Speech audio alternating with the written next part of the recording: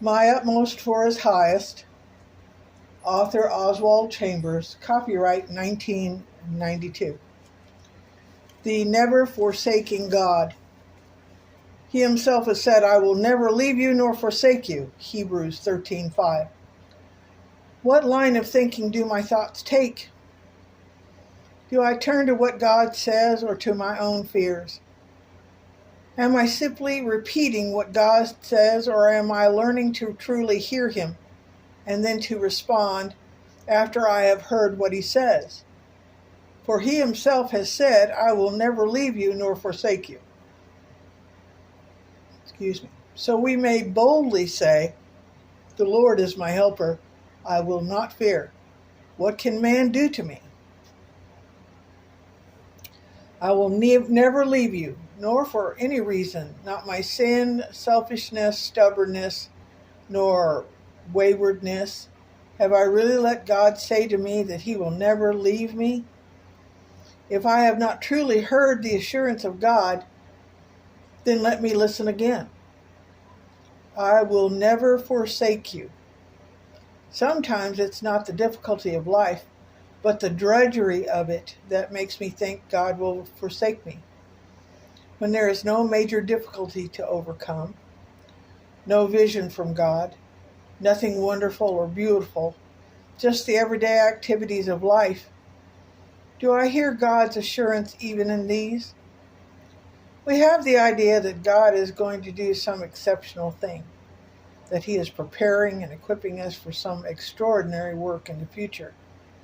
But as we grow in His grace, we find that God is glorifying Himself here and now, at this very moment. If we have God's assurance behind us, the most amazing strength becomes ours, and we learn to sing, glorifying Him even in the ordinary days and ways of life. God's assurance. He Himself has said, so we may boldly say, Hebrews 13:5-6. My assurance is to be built upon God's assurance to me. God says, I will never leave you, so that then I will boldly say, the Lord is my helper, I will not fear. In other words, I will not be obsessed with apprehension.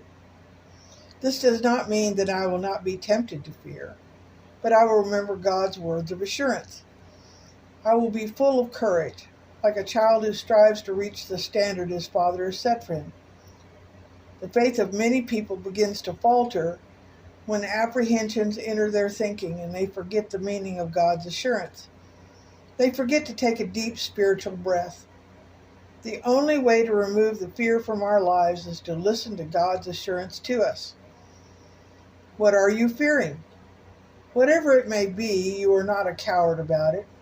You are determined to face it, yet you still have a feeling of fear. When it seems that there is nothing and no one to help you, say to yourself, but the Lord is my helper, this very moment, even in my present circumstance. Are you listening to God before you speak, or are you saying things and then trying to make God's word fit what you have said? Take hold of the Father's assurance and then say with strong courage, I will not fear. It does not matter what evil or wrong may be in our way, because He Himself has said, I will never leave you. Human frailty is another thing that gets between God's words of assurance and our own words and thoughts. When we realize how feeble we are in facing difficulties, the difficulties become like giants. We become like grasshoppers, and God seems to be non-existent. But remember God's assurance to us, I will never forsake you. Have we learned to sing after God? Have we learned to sing after hearing God's keynote? Are we continually filled with enough courage to say, the Lord is my helper? Or are we yielding to fear?